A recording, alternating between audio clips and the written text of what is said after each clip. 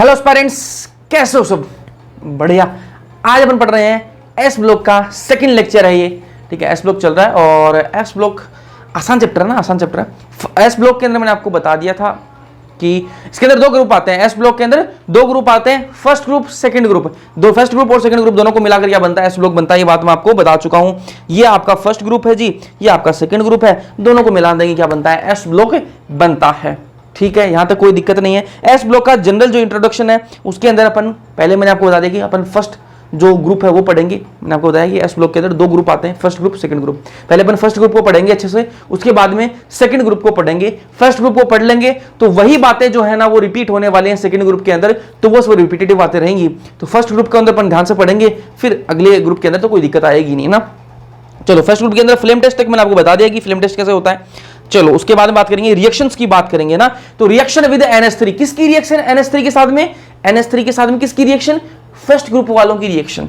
ठीक है, first group को पढ़ रहे हैं अपन पहले, तो फर्स्ट ग्रुप वालों की रिएक्शन किसके साथ में? NH3 के साथ में। ठीक है, ध्यान से देखना। ये आपको रिएक्शन दिख रही है, ये रिएक्शन दिख रही है। क्या है इसमें? थोड़ा सा बड़ा कर लेता हूं। M plus X plus Y NH3। ठीक है, M क्या है यहां पर? M क्या है यहां पर?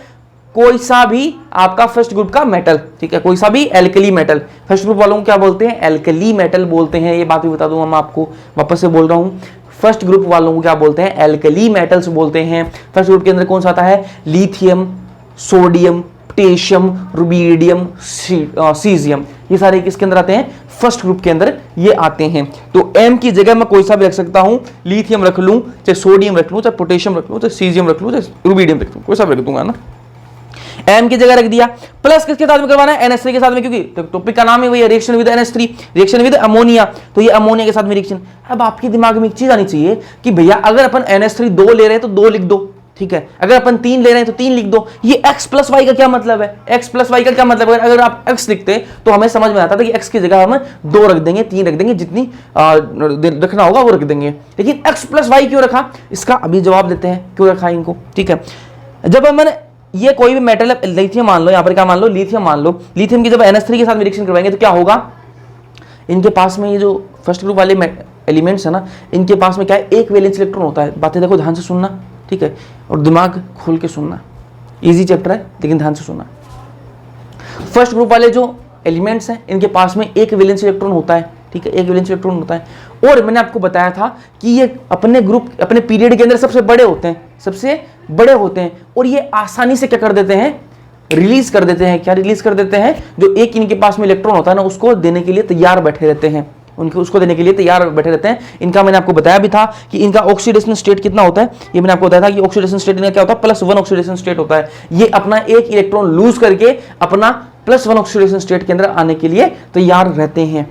वापस बोल रहा हूं, ये अपना एक इलेक्ट्रॉन जो इनके पास में एक वैलेंस इलेक्ट्रॉन है उसको जल्दी से लूज कर देते हैं, उसको निकालने के लिए तैयार बैठे रहते हैं कि मैं इनको उसको लूज करके, इसको लूज करके और मैं जल्दी से किस में आ जाऊं? +1 ऑक्सीडेशन स्टेट के अंदर आ जाऊं। तो वही बात यहां होगी। अब ध्यान से देखना कि ये जैसे ही मैंने लिथियम और NH3 की रिएक्शन करवाई तो जो लिथियम है वो अपना एक इलेक्ट्रॉन लूज कर देगा जी।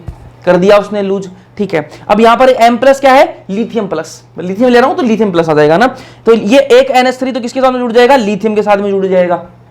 ठीक है, तो ये X जो है ना वो तो लिथियम के साथ में जुड़ गया। और Y जो लिखा मैंने वो Y, वो जो एक इलेक्ट्रॉन निकला है ना उससे जुड़ जाएगा। अब देखो इधर आओ, एग्जाम्पल से समझाता हूं मैं आपको। मुझे पता है ऐसे नहीं सपल्ले पड़ेगा आपके। ये मैं क्या ले रहा हूं? सोडियम ले रहा हूं जी। रिएक्शन किसके साथ में करवानी है? NH3 के साथ में रिएक्शन करवानी है जी। NH3 के साथ में रिएक्शन करवानी है। ठीक है, अब सोडियम जो है वो क्या करता है? जल्दी से इलेक्ट्रॉन लूज कर देगा। ठीक है, तो सोडियम किस में कन्वर्ट हो जाएगा? Na+ में। ठीक है, और NH3 के साथ में जुड़ जाएगा इसके साथ में, क्योंकि NH3 के साथ में रिएक्शन करवा रहे हैं अपन। +1 इलेक्ट्रॉन। भाई 1 इलेक्ट्रॉन कहां से है? भाई ये एक इलेक्ट्रॉन इसने छोड़ा है ना, वही इलेक्ट्रॉन आया है। ठीक है, अब ये जो अकेला इलेक्ट्रॉन नहीं रहेगा, ये एक इलेक्ट्रॉन जो है वो अकेला नहीं रहेगा, इसके साथ में भी आपका NH3 जो है वो जुड़ जाएगा। इसके साथ में भी कौन जुड़ जाएगा? आपका NH3 जुड़ जाएगा। ये बात समझ में आई आपको? अब देखो, ये मैंने X प्लस वाई इसीलिए लिखा था कि भैया जो X वाला होगा वो NH3 तो इस Na के साथ में जुड़ गया, और Y वाला जो NH3 होगा वो इस एक इलेक्ट्रॉन के साथ में जुड़ गया। ये बात समझ में आ गई कि रिएक्शन जब अमोनिया के साथ में होता है तो कैसे लिखते हैं अपन, वो आपको पता लग गया। अब जब रिएक्शन होती है ना इसके अंदर क्या बना, जब अपन ने एल्कली मेटल की जो फर्स्ट ग्रुप वाले मेटल हैं उनको एल्कली मेटल बोलूंगा मैं, ठीक है। एल्कली मेटल की जब रिएक्शन अपन ने अमोनिया के साथ में करवाई, NH3 के साथ में रिएक्शन करवाई, तो क्या मिला अपन को? एक मिला अपन को अमोनिएटेड केटाइन। क्यों केटाइन क्यों बोल रहे हैं? पॉजिटिव चार्ज दिख रहा है ना बाबू, दिख रहा है ना, तो इसलिए क्या बोल दिया इसको? अमोनिएटेड केटाइन बोल दिया। और क्या मिला अपन को? एक अमोनिएटेड अनायन। अनायन क्यों बोला भैया? क्योंकि इस पर एक इलेक्ट्रॉन है, इलेक्ट्रॉन का चार्ज कैसा? नेगेटिव। क्या बोलेंगे? अनायन बोलेंगे। तो जब अपन ने एल्कली मेटल की रिएक्शन किसके साथ में करवाई? NH3 के साथ में रिएक्शन करवाई, तो अपन को क्या मिला? एक अमोनिएटेड केटाइन मिला और एक अमोनिएटेड एनाइन मिला। केटाइन क्यों बोल रहे हैं? पॉजिटिव चार्ज दिख रहा है। अमोनिएटेड क्यों बोल रहे हैं? देखो अमोनिएटेड क्यों बोल रहे हैं? क्योंकि NH3 है इसमें, इसलिए अमोनिएटेड बोल रहे हैं। केटाइन क्यों बोल रहे हैं? क्योंकि पॉजिटिव चार्ज, इसलिए केटाइन बोल दिया। तो अमोनिएटेड केटाइन मिला अपन को एक, तो एक मिला अपन को अमोनिएटेड एनाइन। अमोनिएटेड क्यों बोल रहा है? NH3 है। एनाइन क्यों बोल रहे हैं? क्योंकि नेगेटिव चार्ज है, इलेक्ट्रॉन का नेगेटिव चार्ज है, तो अमोनिएटेड एनाइन मिला। इतनी बात दिमाग में बैठ गई। अब देखो ध्यान से देखना, बस यही बातें रिपीट होंगी। Alkali metals in liquid ammonia form ammoniated cation and A9. ये बात बोली मैंने कि एल्कली मेटल्स जो है वो लिक्विड अमोनिया के अंदर डालेंगे। ये अमोनिया कैसा होगा? Liquid ammonia. ये जो अमोनिया अपन ने लिया ना, ये मेटल है, एल्कली मेटल आपका, ये जो अमोनिया लिया वो कैसा? लिक्विड फॉर्म में है, ठीक है। तो एल्कली मेटल को जब आप लिक्विड अमोनिया के अंदर डालोगे तो आपको क्या मिलेगा? अमोनिएटेड केटाइन मिलेगा और एनाइन मिलेगा। ये बात मैंने अभी आपको बताई है, यही बात तो मैंने आपको बताई है कि जब भी आप एल्कली मेटल को लिक्विड अमोनिया के अंदर डालोगे तो आपको क्या मिलेगा? अमोनिएटेड केटाइन और अमोनिएटेड एनाइन मिलेगा। इतनी बात समझ में आ गई। चलो, ammoniated cation and A9 responsible for electrical conductivity.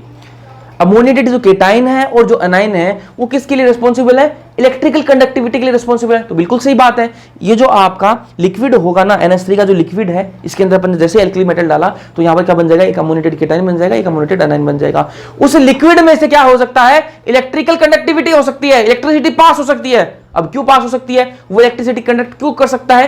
क्योंकि भैया उसके अंदर ये एनाइन भी है, केटाइन भी है, पॉजिटिव भी है, नेगेटिव भी है। बल्ले बल्ले, इलेक्ट्रिसिटी बढ़िया कंडक्ट करेगा, बढ़िया कंडक्ट करेगा, ठीक है। तो अमोनिएटेड केटाइन और एनाइन जो है वो रिस्पॉन्सिबल है किसके लिए? इलेक्ट्रिकल कंडक्टिविटी के लिए। All alkali metals dissolve in NH3 liquid and produces blue solution. जितने भी एल्कली मेटल्स है ना, जितने भी का मतलब क्या है? लिथियम, सोडियम, पोटेशियम, रुबिडियम और सीजियम, ये जितने भी एल्कली मेटल है ना वो सारे के सारे लिक्विड अमोनिया के अंदर घुल जाते हैं और कैसा सॉल्यूशन बनाते हैं? ब्लू सॉल्यूशन बनाते हैं, ठीक है। देखो मैं आपको एक देखो ध्यान से,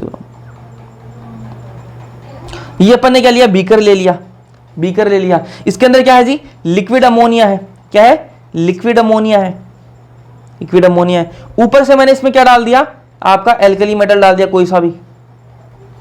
एल्कली मेटल कौन से होते हैं बता चुका हूं, फर्स्ट ग्रुप वालों को एल्कली मेटल बोलते हैं। अपन ने कोई सा मान लो लिथियम डाल दिया, इसके अंदर लिथियम में डाल दिया अपन ने। जैसे ही अपन लिथियम डालेंगे तो रिएक्शन होगी, एक अमोनिएटेड केटाइन बनेगा, एक अमोनिएटेड एनाइन बनेगा, और जैसे ही वो बन जाएंगे तो ये सॉल्यूशन जो है ना, ये सॉल्यूशन का कलर कैसा हो जाएगा? ब्लू कलर हो जाएगा भाई, ब्लू कलर का हो जाएगा, ब्लू कलर, ठीक है। ये बात पता लग गई आपको कि जैसे ही अपन लिक्विड अमोनिया के अंदर कोई भी एल्कली मेटल डालते हैं तो जो सॉल्यूशन है वो कैसा होता है? ब्लू कलर का हो जाता है। कोई दिक्कत यहां तक नहीं होनी चाहिए, ठीक है। This blue solution conduct electricity and posses strong reducing power due to the presence of ammoniated electron. इसके अंदर अमोनिएटेड इलेक्ट्रॉन प्रेजेंट है, इस वजह से ये क्या है? इलेक्ट्रिसिटी कंडक्ट कर सकता है, और इसमें क्या है? रिड्यूसिंग पावर भी है, ठीक है। ये क्या है? एनाइन, ये देखो आपका इलेक्ट्रॉन है ना, एक इलेक्ट्रॉन अमोनिएटेड इलेक्ट्रॉन है, इस वजह से इलेक्ट्रिकल कंडक्टिविटी से कर सकता है, इलेक्ट्रिकल कंडक्टिविटी कंडक्ट कर सकता है, इलेक्ट्रिसिटी कंडक्ट कर सकता है, और ये रिड्यूसिंग पावर है, इसके अंदर हाई रिड्यूसिंग पावर है।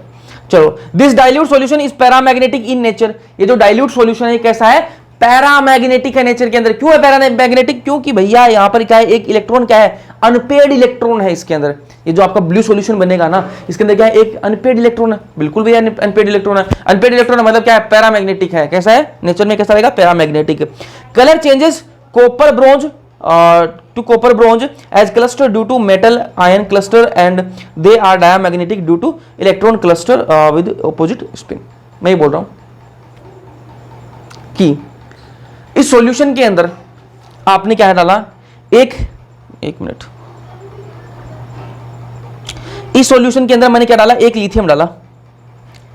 इस सॉल्यूशन के अंदर क्या डाला? एक लिथियम डाला। तब क्या बना मेरे पास में? एक केटाइन बना, एक एनाइन बना। बात काम की भाई, बात काम की। एक लिथियम डाला आपने, एक लिथियम डाला इस सॉल्यूशन के अंदर। NH3 का लिक्विड अमोनिया था, मैंने लिक्विड फॉर्म में NH3 था, तो आपने उसमें क्या डाला, अपन ने देखो ये एक बीकर ले लिया बीकर, इसके अंदर क्या था, लिक्विड अमोनिया, ठीक है। आपने इसमें क्या डाला, एक लिथियम डाल दिया, एक लिथियम डाला है, तो एक लिथियम जो जाएगा वो एक ही इलेक्ट्रॉन निकालेगा, क्योंकि देखो इसके पास में एक ही वैलेंस इलेक्ट्रॉन है, तो वो एक ही इलेक्ट्रॉन निकालेगा। एक इलेक्ट्रॉन निकालेगा मतलब क्या है, एक ही अनायन बनेगा और एक ही कैटायन बनेगा, क्योंकि एक ही तो लिथियम डाला अपन ने, तो एक ही कैटायन बनेगा, एक ही अनायन बनेगा। लेकिन अगर मैं क्या करूं, यहां पर मैं बढ़ा दूं, लिथियम की मात्रा बढ़ा दूं, एक लिथियम की जगह में 5 लिथियम डाल दिया मैंने, 5 लिथियम डाल दिए मैंने, तो क्या होंगे, 5 कैटायन बनेंगे और 5 ही अनायन बनेंगे। मानते हो या नहीं मानते ये बात, मानते हो या नहीं मानते ये बात। मैं क्या बोल रहा हूं कि मैंने क्या किया, एक बीकर लिया और बीकर के अंदर मैंने क्या डाला, लिक्विड अमोनिया भर लिया। उसके बाद में मैंने उस लिक्विड अमोनिया के अंदर क्या डाला, एक लिथियम डाला। तो दिमाग में एक बात है कि भाई एक क्या बनेगा, कैटायन बनेगा, एक अनायन बनेगा, क्योंकि लिथियम जो है उसी से एक इलेक्ट्रॉन बाहर निकलेगा, उसी से अनायन बनेगा ना, तो एक कैटायन एक अनायन बनेगा। लेकिन मैं वहीं अगर लिथियम की मात्रा बढ़ा दूं, लिथियम की एक की जगह मैं 5 लिथियम डाल दूं यार उस लिक्विड अमोनिया के अंदर, तो 5 कैटायन बनेंगे, 5 अनायन बनेंगे। मानते हो या नहीं मानते ये बात, बिल्कुल मानते हो। तो जैसे ही अगर मैंने एक लिथियम डालूंगा ना उस सॉल्यूशन के अंदर, जो आपका लिक्विड अमोनिया है, अगर उसके अंदर मैं एक लिथियम डालूंगा तो उसका कलर कैसा रहेगा, ब्लू कलर का रहेगा। कैसा रहेगा, ब्लू कलर रहेगा। लेकिन अगर मैं जैसे ही उसमें लिथियम की मात्रा बढ़ा दूंगा ना, 5 लिथियम डाल दूंगा, उसका कलर कैसा हो जाएगा, ब्रोंज कलर का हो जाएगा, कॉपर ब्रोंज हो जाएगा। ठीक है, एक वापस समझाता हूं, आ जाओ, समझाने का काम है मेरा, आ जाओ। ये मैंने बीकर लिया जी, ले लिया, इसके अंदर क्या है, लिक्विड अमोनिया है, लिक्विड अमोनिया है। इसके अंदर मैंने क्या डाला, एक सोडियम डाल दिया, कोई सा भी ले सकता हूँ ना, एल्कली मेटल कोई सा भी ले सकते हैं। सोडियम डाला मैंने, जब एक डालूंगा ना तो एक क्या होगा, Na+ बनेगा, एक क्या है, एक इलेक्ट्रॉन बनेगा, तो एक कैटायन एक अनायन बनेगा। अब मैं क्या करूंगा, 5 सोडियम डाल दिया मैंने, 5 सोडियम डाल दिए। जब मैंने एक डाला ना तब कलर कैसा था, ब्लू कलर था। कैसा था, ब्लू कलर था। लेकिन जब मैंने इसमें 5 डाल दिए ना तो क्या हो गए, 5 सोडियम हो गए, 5 कैटायन हो गए और 5 क्या हो गए, अनायन हो गए, 5 इलेक्ट्रॉन हो गए। तब ये सॉल्यूशन कैसा हो जाएगा, कॉपर ब्रोंज कलर का हो जाएगा, कॉपर ब्रोंज हो जाएगा। ठीक है, समझ में आई बात, समझ में आई या नहीं आई, इतना बता दो मुझे। इतनी बात समझ में आ गई ना कि ब्लू कलर से कॉपर ब्रोंज कलर हो जाता है, इतनी बात समझ में आ गई। अब आगे क्या बोल रहा है देखो, कि colour changes to copper bronze, copper bronze में कलर चेंज हो जाएगा एज क्लस्टर। ठीक है, ये क्लस्टर बन जाएगा, ये बहुत सारे गुच्छे से बन जाएंगे इसलिए। ठीक है, due to metal ion cluster they are diamagnetic due to electron cluster. ये क्या बोला, डायमैग्नेटिक, पहले क्या था, पैरामैग्नेटिक दिखा, पैरामैग्नेटिक था। ये जो ब्लू सॉल्यूशन था वो कैसा था, पैरामैग्नेटिक था। क्यों था पैरामैग्नेटिक, क्योंकि यहाँ पर क्या है, एक इलेक्ट्रॉन था जो कि क्या है, अनपेड इलेक्ट्रॉन है। लेकिन अब क्या हो जाएगा, ये डायमैग्नेटिक हो जाएगा, पैरामैग्नेटिक से क्या हो जाएगा, डायमैग्नेटिक। क्यों हो जाएगा भैया, कलर चेंज हो रहा है वो मैं समझ में आ रहा है। ठीक है, क्योंकि वहां पर बहुत सा गुच्छा बन रहा है इनका अनायन कैटायन का, इसलिए वो क्या है, ब्लू कलर से कॉपर ब्रोंज कलर के अंदर चेंज हो रहा है। लेकिन ये पैरामैग्नेटिक से डायमैग्नेटिक क्यों चेंज क्यों हो रहा है, इसीलिए हो रहा है क्योंकि पहले क्या था, सिर्फ एक इलेक्ट्रॉन था, है ना। अब कितने हो गए, एक से ज्यादा इलेक्ट्रॉन हो गए। मान लो 2 इलेक्ट्रॉन है, अब क्या है, 2 इलेक्ट्रॉन हो गए मान लो, क्योंकि मैंने मान लो 2 सोडियम डाले तो 2 इलेक्ट्रॉन हो गए, ये मान लो है ना, 2 इलेक्ट्रॉन हो गए। तो वो 2 इलेक्ट्रॉन जो वो आपस में क्या मान लो ऑपोजिट स्पिन के हैं। ठीक है, एक ऑपोजिट स्पिन के है ना, तो क्या हो जाएंगे, दोनों साथ साथ में आ जाएंगे, दोनों साथ में आ जाएंगे। दोनों इलेक्ट्रॉन जो है वो आपस में क्या कर लेंगे, कोलैबोरेशन कर लेंगे। कोलैबोरेशन कर लेंगे तो क्या हो गया, ये अनपेड इलेक्ट्रॉन नहीं है, ये अभी क्या हो गए, पेयर्ड इलेक्ट्रॉन हो गए। और पेयर्ड इलेक्ट्रॉन होते हैं तो क्या है, वो डायमैग्नेटिक हो जाएगा, पैरामैग्नेटिक से क्या हो जाएगा, डायमैग्नेटिक। समझ में आई या नहीं आई ये कहानी, ये बताओ, ये कहानी समझ में आई या नहीं आई ये बताओ। जब अपन ने एक एल्कली मेटल डाला तो यार एक इलेक्ट्रॉन होगा। ठीक है, यहां मैंने क्या डाला, एक एल्कली मेटल डाला तो यहां पर मुझे एक इलेक्ट्रॉन मिलेगा, क्योंकि एक M पॉजिटिव बनेगा, एक इलेक्ट्रॉन बनेगा, उसी का तो इलेक्ट्रॉन निकल रहा है। और जब मैं यहां पर 2 डाल दूंगा, मान लो 2 मैंने डाल दिया एल्कली मेटल, तो यहां पर क्या हो जाएंगे, 2 इलेक्ट्रॉन। ठीक है, अब ये अकेला इलेक्ट्रॉन था तो ये अनपेड था, किसी के साथ में जुड़ नहीं सकता। ठीक है, अब मैंने 2 डाल दिए इसके अंदर तो 2 इलेक्ट्रॉन आ गए, दोनों इलेक्ट्रॉन आपस में जुड़ जाएंगे और पैरामैग्नेटिक से क्या हो जाएगा, डायमैग्नेटिक हो जाएगा सिस्टम। समझ में आई बात, चलो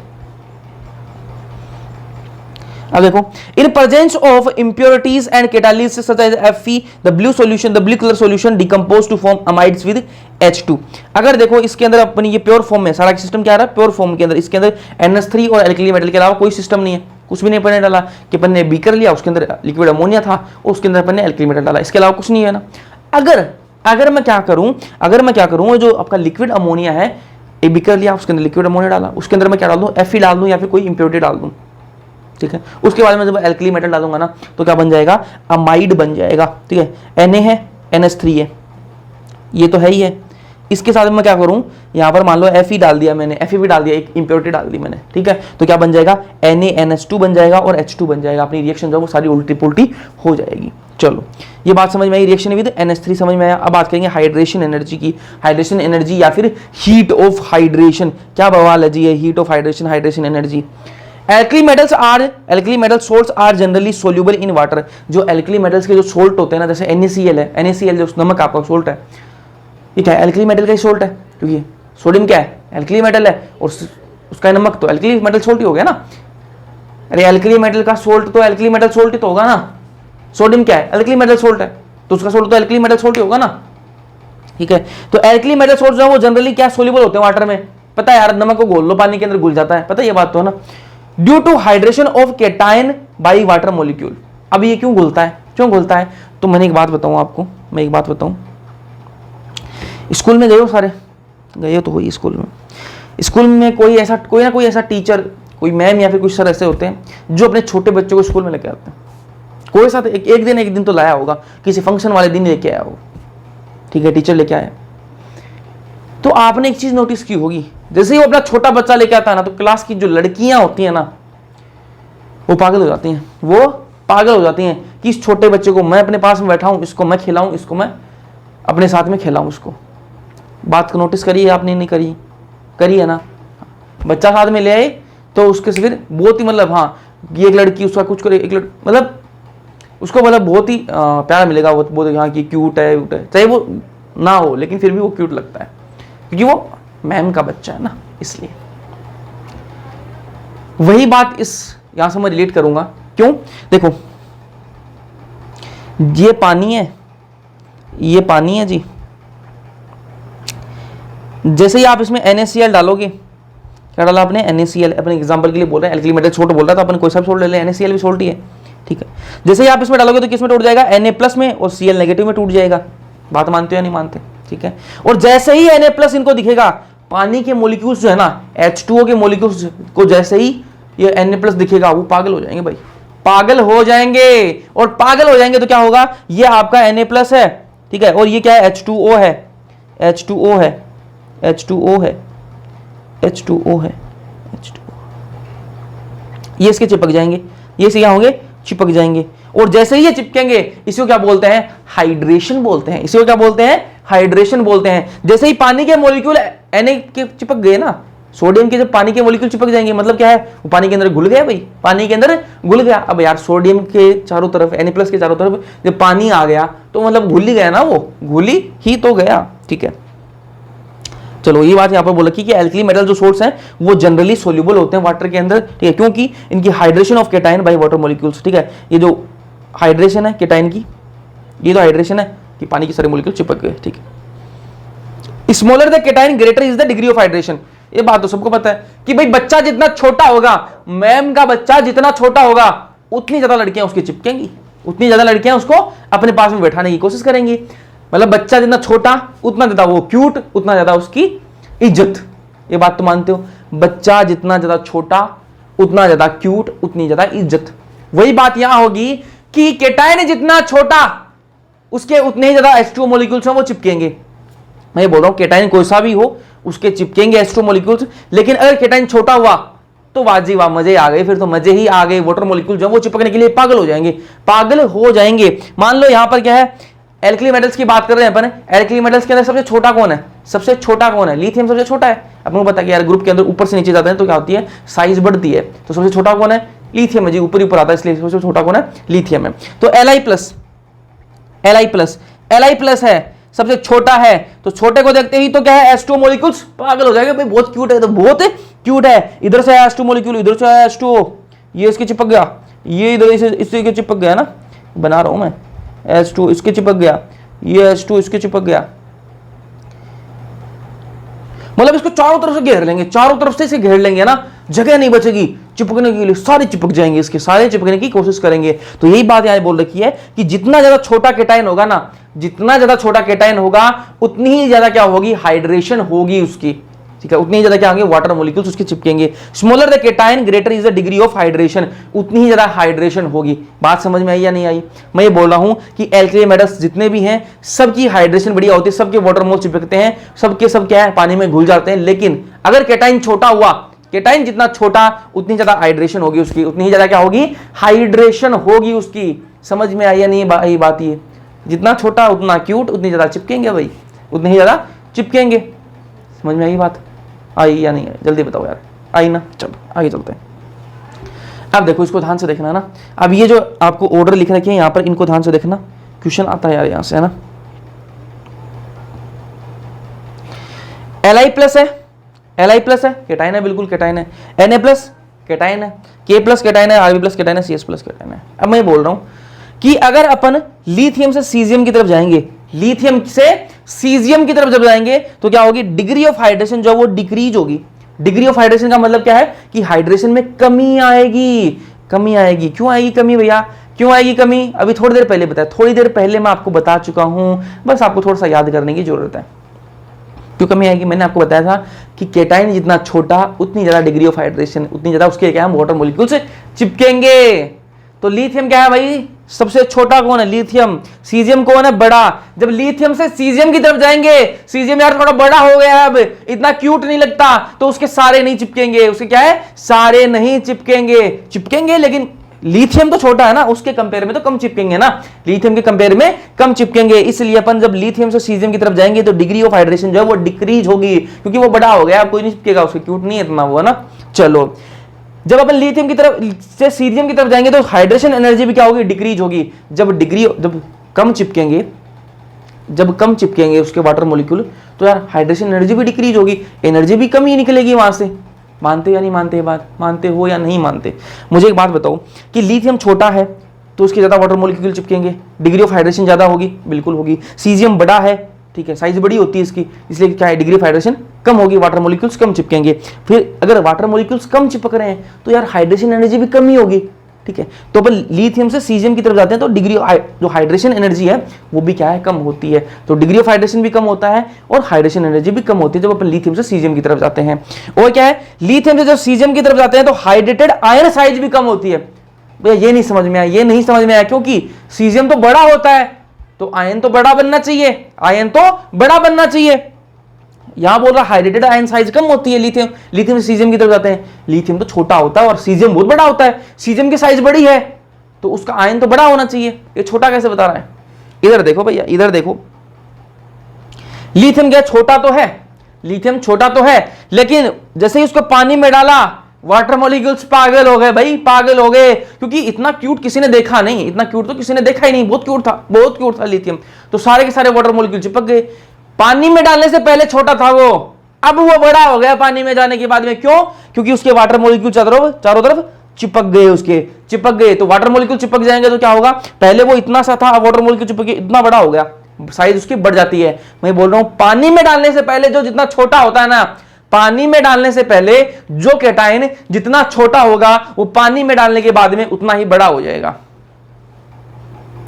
जो पानी में डालने से पहले जितना छोटा होगा वो उतना ही पानी में डालने के बाद में बड़ा हो जाएगा। लिथियम जो वो सबसे छोटा था पानी में डालने से पहले, लेकिन जैसे ही पानी में डालोगे लिथियम जो वो बड़ा हो जाएगा। क्यों? क्योंकि यार बहुत क्यूट है यार, सारी लड़कियां उसके चिपक जाएंगी, छोटा बच्चा है, सारी बच्चियां उसको ही खिलाने लग जाएंगी, ठीक है, तो सारी उसकी चिपक जाएंगी, मतलब क्या है, बड़ा हो गया वो, ठीक है, मतलब साइज बड़ी हो गई ना।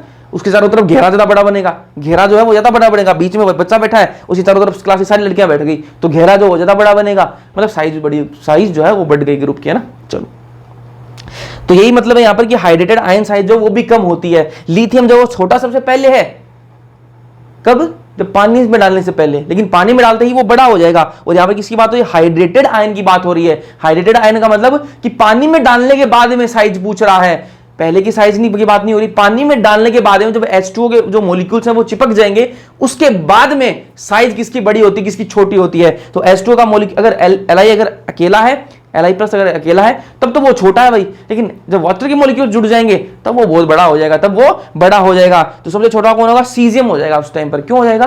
क्योंकि सीजियम यार बड़ा हो गया उसके इतने लोग चिपकेंगे नहीं, H2 के मॉलिक्यूल्स अब इतने नहीं चिपकेंगे, क्योंकि कम क्यूट लगता है ना, छोटे बच्चे ज्यादा क्यूट लगते हैं, तो वो थोड़ा कम क्यूट लगेगा, इसलिए इसके जो वाटर के मॉलिक्यूल्स है, मान लो ऑक्सीजन की साइज इतनी है, इसके वाटर के मॉलिक्यूल थोड़े से चिपकेंगे तो इतनी साइज होगी, वही लिथियम की साइज इतनी थी लेकिन इसके वाटर मॉलिक्यूल्स इतने चिपकेगी, इसकी साइज इतनी होगी, तो सीजियम की साइज जो है वो कम रहती है। हाइड्रेटेड आयन की बात कर रहा हूं, हाइड्रेटेड, नॉर्मल में तो सीजियम बड़ा है लेकिन हाइड्रेटेड में लिथियम बड़ा है, इसलिए हाइड्रेटेड आयन साइज कम होती है। आयनिक कंडक्टेंस जो है वो बढ़ती है, लिथियम से जब हम सीजियम की तरफ जाते हैं तो आयनिक कंडक्टेंस जो है वो मोबिलिटी जो है वो बढ़ती है। अब ये क्या सीन है भैया, आयनिक कंडक्टेंस क्या होती है, मैं ये बोल रहा हूं आयंस का जो मूवमेंट है ना, आयंस का जो मूवमेंट है वो बढ़ता है, मूवमेंट मतलब आयंस जो है वो भागते जाता है। अब भागता कौन है, छोटे जो होंगे वो ज्यादा भागेंगे, छोटे जो है वो ज्यादा भागते हैं, ठीक है, आप और मैं आप थोड़े बड़े हो गए ना, अपन थोड़ा कम भागते हैं, छोटे बच्चे देखो वो भागते रहते हैं पूरे दिन, तो वैसे छोटे जो आयंस होंगे वो ज्यादा भागेंगे। छोटा आयन कौन है, अभी बताया, बस अभी जस्ट पहले बताया, छोटा आयन कौन सा है वो बताओ, छोटा आयन जो होगा वो ज्यादा भागेगा, छोटा आयन कौन सा है, सीजियम, सीजियम छोटा है। अब आप लोग भैया सीजियम छोटा कैसे, सीजियम दूसरे से बड़ा होता है, भाई बड़ा होता है जब वो अकेला होता है, यहां बात किसकी हो रही है, हाइड्रेटेड आयन की, पानी जुड़ने के बाद में, लिथियम अकेला था तब तो छोटा था, लेकिन पानी में डालते ही बड़ा हो गया, ये पानी में डालते ही क्या हो गया, बड़ा हो गया। वही सीजियम के कोई चिपका नहीं तो इसकी साइज जो है वो कब सबसे कम होती है, छोटा है सीजियम, पानी में डालने के बाद सबसे छोटा सीजियम है, तो सीजियम छोटा है तो इसके आयन जो है वो ज्यादा भागेंगे तो क्या है, आयनिक कंडक्टेंस जो है वो बढ़ेगी। तो ये आपको याद होने चाहिए तीन चारों जो पॉइंट है कि जब हम लिथियम से सीजियम की तरफ जाते हैं तो डिग्री ऑफ हाइड्रेशन जो वो कम होती है, हाइड्रेशन एनर्जी कम होती है, हाइड्रेटेड आयन साइज भी कम होती है, लेकिन आयनिक कंडक्टेंस जो वो बढ़ जाती है। कैसे क्या होता है बता चुका हूं आपको। चलो स्टैंडर्ड ऑक्सीडेशन पोटेंशियल की बात करते हैं, स्टैंडर्ड ऑक्सीडेशन पोटेंशियल की बात करते हैं। चलो, all alkali metals have high positive value of SOP, ठीक है, ये जो स्टैंडर्ड ऑक्सीडेशन पोटेंशियल है इसी को शॉर्ट में क्या बोला है, एसओपी बोला है, ठीक है। तो मैं बोल रहा हूं जितने भी एल्कली मेटल्स है ना, जितने भी एल्कली मेटल्स हैं have high value of SOP, सबकी क्या है, ये एसओपी की हाई वैल्यू है। अभी एसओपी क्या होती है उसकी बात करूंगा। एसओपी क्या होती क्या है, देखो, tendency of release of electrons in water, water के अंदर इलेक्ट्रॉन्स को लूज करने की टेंडेंसी को क्या बोलते हैं, एसओपी। मतलब क्या हुआ कि जो पानी के अंदर जितने जल्दी इलेक्ट्रॉन अपने लूज कर देगा, पानी के अंदर जो जितने जल्दी अपने इलेक्ट्रॉन्स लूज कर देगा उसकी एसओपी उतनी ज्यादा, और आपको पता है कि एल्कली मेटल्स तो तैयार बैठे रहते हैं अपने इलेक्ट्रॉन छोड़ने के लिए, अपने इलेक्ट्रॉन्स को लूज करने के लिए एल्कली मेटल्स तो तैयार बैठे थे। कोई आए हमें बोले कि भैया इलेक्ट्रॉन छोड़ दे तो मैं छोड़ दूं, वो तो तैयार बैठे रहते हैं, ठीक है, तो उनकी एसओपी तो ज्यादा ही होगी भाई। यही तो बात यहां पर बोली कि एल्कली मेटल्स की एसओपी ज्यादा होती है, और एसओपी होती क्या है, tendency to lose electron in water के अंदर जो अपने इलेक्ट्रॉन जितनी जल्दी लूज कर देगा उसकी एसओपी उतनी ज्यादा। एसओपी क्या है, स्टैंडर्ड ऑक्सीडेशन पोटेंशियल। बात समझ में आ गई, एसओपी क्या होती है, वापस बोल रहा हूं, tendency to lose electron in water, ठीक है, वाटर के अंदर जो जल्दी इलेक्ट्रॉन लूज कर देगा वो क्या होती है जो जल्दी इलेक्ट्रॉन लूज कर देगा उसकी उतनी ज्यादा एसओपी होती है। और एल्कली मेटल्स तो यार तैयार बैठे रहते हैं कि हमें कोई बोले कि भैया इलेक्ट्रॉन लूज कर दे, हम तो तैयार बैठे हैं, जल्दी से निकाल देंगे क्योंकि हमारे पास में एक ही वैलेंस इलेक्ट्रॉन है, हम उसको लूज कर देंगे, ठीक है, तो इनकी एसओपी क्या आती है, ज्यादा होती है।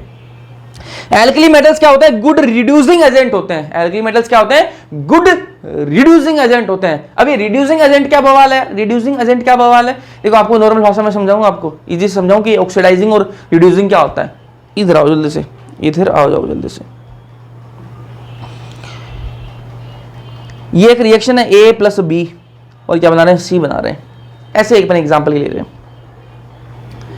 तो मैं ये बोल रहा हूं कि इनमें A और B में रिएक्शन हो रही है, क्या किस में रिएक्शन हो रही है, A और B में रिएक्शन हो रही है, ठीक है।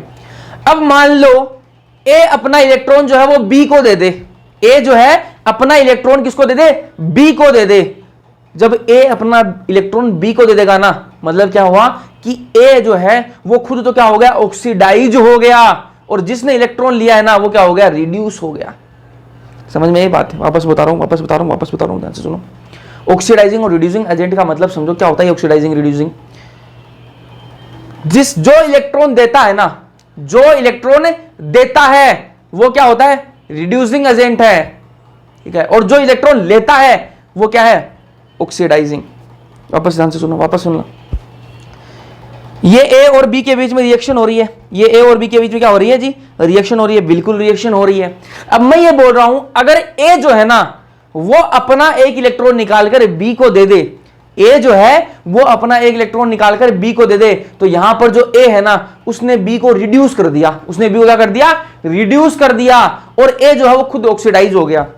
जो इलेक्ट्रॉन देता है दूसरे को वो खुद तो क्या होता है, ऑक्सीडाइज होता है, और दूसरे को क्या करता है, रिड्यूस करता है, दूसरे को क्या करता है, रिड्यूस करता है। और जो इलेक्ट्रॉन लेता है ना वो खुद तो रिड्यूस होता है, दूसरे को ऑक्सीडाइज करता है। ठीक है, बात थोड़ी सी ऐसे दिमाग में घूमने वाली सी है, लेकिन ध्यान से सुनना, वापस बता रहा हूं, 1 मिनट पानी पी लूं, बस बता रहा हूं।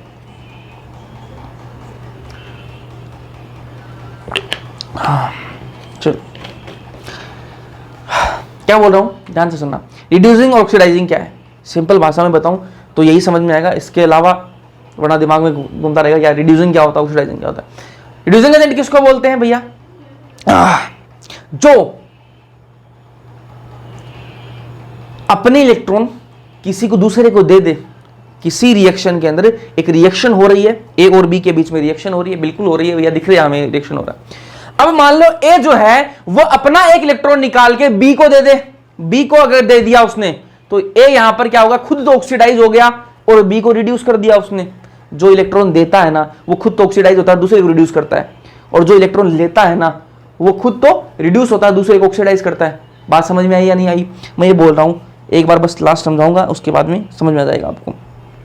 ए ने इसको इलेक्ट्रॉन दिया, बी को इलेक्ट्रॉन दे दिया, इलेक्ट्रॉन दिया, तो ए यहां पर क्या हो गया, खुद तो ऑक्सीडाइज हुआ है, खुद तो क्या हुआ, ऑक्सीडाइज हुआ है, और बी को क्या कर दिया, रिड्यूस कर दिया, इसने रिड्यूस कर दिया।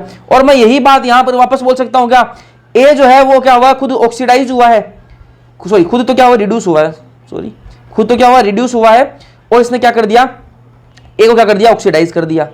दोनों बातें सेम ही तो हैं यार, दोनों बातें सेम ही तो हैं कि भाई जो देता है, दिया किसने, ए ने दिया है, इलेक्ट्रॉन किसने दिया, ए ने दिया है, जो देता है वो खुद तो ऑक्सीडाइज होता है, दूसरे को क्या करता है, रिड्यूस करता है, जो लेता है उसको रिड्यूस करता है, और जो लेता है ना वो खुद तो रिड्यूस होता है, दूसरे को ऑक्सीडाइज करता है। बात समझ में आई नहीं आई, तो क्या बोल रहा हूं मैं कि एल्कली मेटल्स जो है वो क्या है, गुड रिड्यूसिंग एजेंट है। गुड रिड्यूसिंग एजेंट होने का मतलब क्या है कि भैया ये अपने इलेक्ट्रॉन जल्दी निकाल देते हैं, अपने इलेक्ट्रॉन जो है वो जल्दी निकाल देते हैं। ये बात तो मैं पहले ही बता चुका हूं कि भाई जिनकी एसओपी ज्यादा होगी मतलब वो क्या है, इलेक्ट्रॉन जल्दी निकाल देते हैं।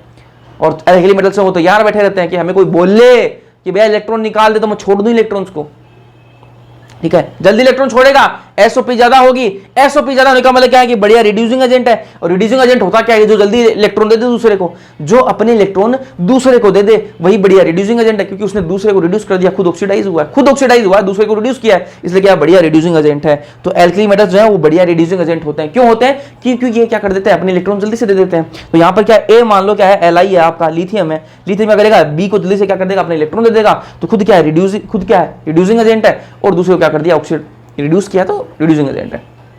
बात समझ में नहीं आया, खुद तो ऑक्सीडाइज होता है, दूसरे को रिड्यूस करता है। चलो ये आपका ऑर्डर है भाई, ये आपका ऑर्डर है, इसके अंदर सेकंड ग्रुप वाले भी मिक्स हैं, सेकंड ग्रुप के जो है वो भी मिक्स है, क्योंकि यहाँ पर सेकंड ग्रुप और फर्स्ट ग्रुप वाले आगे पीछे होते हैं, इसलिए लिख रखा है ना सेकंड ग्रुप वाले भी। यार देखो पोटेशियम के बाद में क्या आ गया, बेरिलियम आ गया, सोडियम देखो बाद में आ रहा है, तो ये जो है आपका ऑर्डर जो है आपको याद रखना है ना, इसके अंदर सेकंड ग्रुप वाले भी हैं, ठीक है। चलो बात करते हैं फिर रिड्यूसिंग प्रॉपर्टी की, रिड्यूसिंग प्रॉपर्टी की। देखो रिड्यूसिंग बता चुका हूं आपको क्या होता है, अब देखो रिड्यूसिंग प्रॉपर्टी देखना।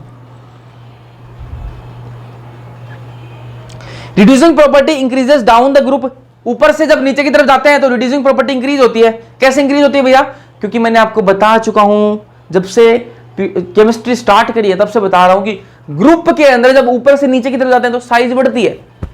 ग्रुप के अंदर ऊपर से नीचे की तरफ जाते हैं तो साइज बढ़ती है। जो जितना बड़ा होगा, जिसकी साइज जितनी बड़ी होगी वो इलेक्ट्रॉन जल्दी निकाल देता है, वो इलेक्ट्रॉन उतनी ही जल्दी निकाल देता है। ये क्या है भाई, बड़ा साइज है, ये यहां पर इसका न्यूक्लियस है, यहां पर इसका इलेक्ट्रॉन है, दोनों के बीच में दूरी ज्यादा, तो इलेक्ट्रॉन निकालना आसान होगा। तो जिसकी साइज जितनी बड़ी होगी वो इलेक्ट्रॉन उतना जल्दी निकाल देगा। तो जब अपन ग्रुप के अंदर ऊपर से नीचे की तरफ आते हैं तो जो साइज बढ़ती है, इस वजह से क्या है, वो इलेक्ट्रॉन जल्दी निकाल देते हैं। और जो जल्दी इलेक्ट्रॉन निकाल देता है वो क्या है, रिड्यूसिंग एजेंट भी तो बढ़िया होता है ना। तो रिड्यूसिंग प्रॉपर्टी जो है वो इंक्रीज होती है डाउन द ग्रुप, क्योंकि उनकी साइज बड़ी होती है, साइज बड़ी जल्दी इलेक्ट्रॉन दे देते हैं, और जो जितना जल्दी इलेक्ट्रॉन दे दे वही तो रिड्यूसिंग एजेंट बढ़िया होता है। समझ में ये बात है। तो एक इसमें in gaseous and molten state, gaseous और मोल्टन स्टेट पूछे ना तभी ये अप्लाई करना है सिस्टम, है ना, ध्यान से सुना, आगे बताऊंगा।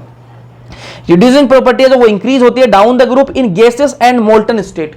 गैसेस तो भैया हमें समझ में आता है, ये मोल्टन स्टेट क्या होती है? तो मैंने बोला पिघली हुई अवस्था। क्या है? पिघली हुई अवस्था। मोल्टन मतलब पिघली हुई, ठीक है। मान लो कोई पहले से क्या है, ये गैस तो गैस होती है ना, कोई चीज सॉलिड थी, कोई चीज सॉलिड थी, आपने उसको आग दी और क्या कर दिया, उसको पिघला दिया, उसको पिघला दिया, वो क्या है? मोल्टन स्टेट है। लिक्विड पहले से लिक्विड है, लिक्विड जो है वो पहले से लिक्विड है, गैस पहले से गैस है, लेकिन कोई चीज सॉलिड थी उसको आपने पिघलाया है, वो क्या है? मोल्टन है, ठीक है। तो अपन एक्वस की बात अलग करेंगे ना, एक्वस की बात अलग करेंगे, मोल्टन अलग होता है, ठीक है। लिक्विड एक्वस होता है, मोल्टन जो है पिघला हुआ वो अलग होता है, ठीक है। तो गैसियस स्टेट और मोल्टन स्टेट अगर है तो उसके अंदर रिड्यूसिंग प्रॉपर्टी वो किस पर डिपेंड करती है? अगर आप डाउन द ग्रुप जा रहे हो तो रिड्यूसिंग प्रॉपर्टी जो आपकी इंक्रीज होगी, ठीक है, due to increase in ionisation energy, decrease in ionisation energy, sorry decrease in ionisation energy. जब साइज बढ़ती है, ये आपको बता चुका हूं, आयनेशन एनर्जी अभी थोड़े अगले लास्ट लेक्चर के अंदर पढ़ाई थी, अगला लेक्चर बोल रहा हूं, लास्ट लेक्चर के अंदर पढ़ाई थी मैंने आपको आयनेशन एनर्जी, पीरियोडिक टेबल के अंदर पढ़ाई थी कि जब साइज बढ़ती है तो आयनेशन एनर्जी जो है वो घटती है। साइज जिसकी जितनी बड़ी उसकी आयनेशन एनर्जी उतनी कम। क्यों यार? ये देखो वापस बता रहा हूं, ये न्यूक्लियस है, ये इलेक्ट्रॉन है, ठीक है। अब ये इनकी दूरी बीच में दूरी ज्यादा है तो इसमें क्या एनर्जी कम देनी पड़ेगी इस इलेक्ट्रॉन को निकालने के लिए। जिसकी साइज जितनी ज्यादा बड़ी होगी उसमें आयनाइजेशन एनर्जी उतनी ही कम होगी, ठीक है। तो ये आपका ऑर्डर है भाई, ये आपका ऑर्डर किसका? रिड्यूसिंग प्रॉपर्टी का ऑर्डर है। रिड्यूसिंग एजेंट कौन सा बढ़िया होगा? सीजियम जो है वो बढ़िया रिड्यूसिंग एजेंट होगा। किसमें? गैसियस और मोल्टन स्टेट में पूछे, गैसियस और मोल्टन स्टेट में पूछे तो बोल देना सीजियम जो है वो बढ़िया रिड्यूसिंग एजेंट है। क्यों बढ़िया है? साइज बड़ी है, साइज बड़ी है तो आयनाइजेशन एनर्जी कम है, आयनाइजेशन एनर्जी कम है तो ये इलेक्ट्रॉन जल्दी दे देगा, जो इलेक्ट्रॉन जल्दी दे दे वो क्या है? रिड्यूसिंग प्रॉपर्टी बढ़िया है उसकी, रिड्यूसिंग एजेंट बढ़िया है, ठीक है। तो आपको पूछे कि गैसियस और मोल्टन स्टेट में बताओ कि रिड्यूसिंग एजेंट कौन बढ़िया है आपका फर्स्ट ग्रुप के अंदर, तो बोल देना सीजियम जो है वो बढ़िया स्ट्रॉन्गेस्ट रिड्यूसिंग एजेंट है। चलो अब ये बात कर लिया अपने मोल्टन और गैसियस स्टेट की। अब बात कर लेते हैं एक्वा सॉल्यूशन के अंदर। एक्वा सॉल्यूशन मतलब लिक्विड स्टेट के अंदर, ठीक है। मैंने आपको बता दिया मोल्टन और लिक्विड के अंदर फर्क होता है। एक्वा सॉल्यूशन, एक्वा सॉल्यूशन के अंदर क्या होगा? Reducing character depends on SOP. Reducing जो कैरेक्टर किस पर डिपेंड करेगा? एसओपी पर डिपेंड करेगा, ठीक है। तो एसओपी पर डिपेंड करेगा तो क्या स्ट्रॉन्गेस्ट जो रिड्यूसिंग एजेंट है वो कौन होगा? लिथियम जो है वो स्ट्रॉन्गेस्ट होगा। ये आपका ये आपको ऑर्डर आपको याद रखना है, ये वाला ऑर्डर आपको याद रखना है। एसओपी जो है इनकी सबकी अलग अलग आती है, उसके लिए आपको एक टेबल याद करनी पड़ती है, लेकिन आपको वो टेबल याद नहीं करनी है, इसलिए आपको ये ऑर्डर आपको याद रख लेना है ना। जब अपन एक्सपेरिमेंट के थ्रू जाते हैं ना, ये चीज़ें समझने के लिए अलग है, लेकिन जब अपन एक्सपेरिमेंट के थ्रू जाते हैं तो इनकी जो एक्चुअल जो वैल्यू आती है ना वो एसओपी की अलग अलग आती है। मैंने आपको बता दें कि हाँ जो जल्दी इलेक्ट्रॉन देता है तो उसकी पॉजिटिव एसओपी होगी, हाई वैल्यू होगी एसओपी की। ये मैंने आपको बता दिया, समझाने के लिए बता दिया। लेकिन जब अपन एक एक वैल्यू को चेक करते हैं तो इनकी ऊपर नीचे वैल्यू आती है ना, ऊपर नीचे वैल्यू आती है, इसलिए इनका जो ऑर्डर है वो अलग आता है। लिक्विड जो आपका एक्वा स्टेट है, एक्वा सॉल्यूशन के अंदर इनका ये वाला ऑर्डर आपको याद रखना है। और गैसेस के अंदर जो है ना, गैसेस और मोल्टन के अंदर वहां पर तो अपना जो समझाया मैंने आपको वो लग जाएगा, ठीक है। एक्वस के अंदर आपको ये याद रखना है। एक्वा सॉल्यूशन का पूछे तो स्ट्रॉन्गेस्ट रिड्यूसिंग एजेंट कौन है? एक्वा सॉल्यूशन के अंदर आपका लिथियम है, ठीक है। और गैसेस और मोल्टन के अंदर पूछे तो सीजियम आपका स्ट्रॉन्गेस्ट रिड्यूसिंग एजेंट है।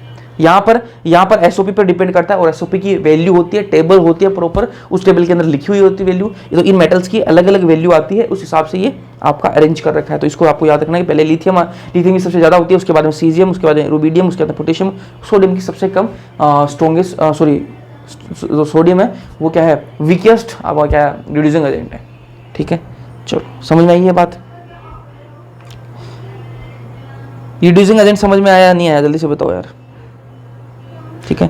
इतना ही करेंगे आज के लेक्चर के अंदर। समझ में आया नहीं आया जल्दी से बताना, कमेंट सेक्शन के अंदर कमेंट करके जरूर बताना। जहाँ समझ में नहीं आया वापस से रिपीट कर सकता हूँ मैं, तो बता दिया करो यार, है ना। समझ में आया नहीं आया, और जो एक दो भी देखते हैं ना, पूरा देखते हैं लेक्चर, उनके लिए बोल रहा हूँ। अगर समझ में जहाँ भी नहीं आए ना, ठीक है, जो पूरा देखते हैं उन्हीं से मतलब है।